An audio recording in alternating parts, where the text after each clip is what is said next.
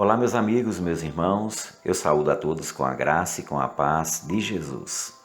Vamos para o nosso momento de reflexão na Palavra de Deus com o pastor José Ailton. Evangelho de Lucas, capítulo 3, versículo 21. Depois do povo, Jesus também foi batizado. Enquanto ele orava, o céu se abriu e o Espírito Santo desceu sobre ele. Como é difícil quando em momentos da vida as coisas não saem como nós esperamos. Até parece que os céus estão fechados e não conseguimos enxergar uma possibilidade de sucesso. Os problemas, as enfermidades, a dor de perda de um ente querido ou um desemprego, o que se deve fazer? Quando estas coisas afetam tanto a nossa visão espiritual e não conseguimos enxergar Deus abrindo os céus em nosso favor, precisamos entender que Deus está trabalhando em silêncio. Logo, logo veremos os céus abertos sobre nós. Neste texto, Jesus nos ensina que há várias maneiras de vivermos com os céus abertos para a nossa vida. A primeira, sendo obediente à palavra. Jesus se submeteu ao batismo, não porque fosse necessário, mas porque era preciso cumprir a palavra de Deus. Ele não foi movido pela vontade das pessoas, mas pela vontade de Deus.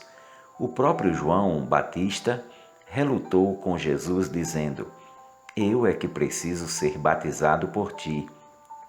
E o Mestre deu exemplo de obediência, declarando que convém cumprir toda a justiça.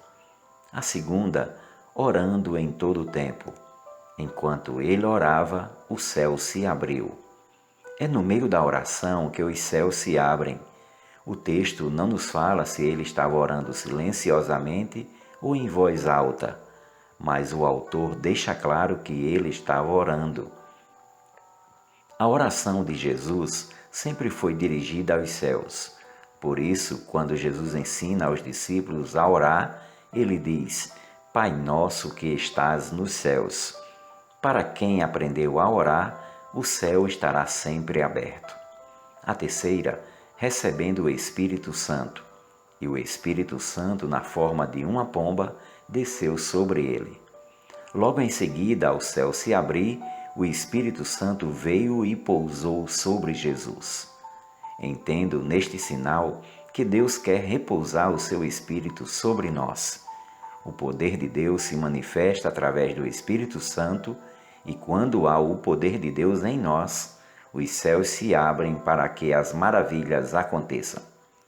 Quarta, alimentando-se da palavra de Deus. E com o Espírito ouviu-se uma voz. Com o Espírito Santo todos ouviram uma voz vinda do céu. A voz de Deus é a palavra que faz o céu se abrir. Jesus mostrou que o Senhor quer se comunicar com seus filhos, pois é um Deus que fala.